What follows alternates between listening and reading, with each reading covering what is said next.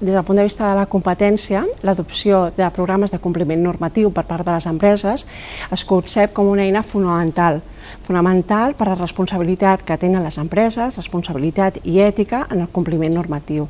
La cultura de competència té una sèrie de beneficis associats a la mateixa, de les quals les empreses se n'han d'aprofitar i n'han de treure avantatge.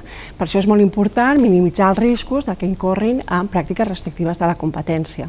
Qualsevol acció de formació, de sensibilització de la cultura de competència en els empleats d'una empresa és fonamental perquè aquests respectin les normes, evitin incórrer en infraccions i la responsabilitat posterior en la que pot incórrer l'empresa. Aquesta responsabilitat no és menor, tant en termes de sancions, en termes reputacionals, en temes de costos de defensa, en temes d'eventuals danys provocats per il·lícits de competència i la seva reclamació judicial i fins i tot la prohibició de contractar amb les administracions públiques. Per tant, les empreses han d'estar, en la mesura que sigui possible, el millor posicionades i preparades per evitar i per minimitzar aquests riscos.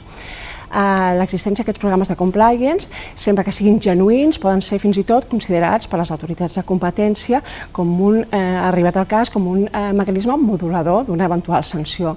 Però això sempre que impliquin un compromís genuí per l'empresa. Per tant, es necessita un programa de compliance que sigui específic per a l'empresa, on hi hagi una sensibilització clara de la cultura de competència, formació dels seus empleats, on els seus màxims directius estiguin especialment involucrats en aquestes accions de compliance, on hi hagi una sèrie d'indicadors rigorosos en què es demostri que l'empresa es troba especialment ben posicionada i és rigorosa en aquest compliment normatiu en termes de competència.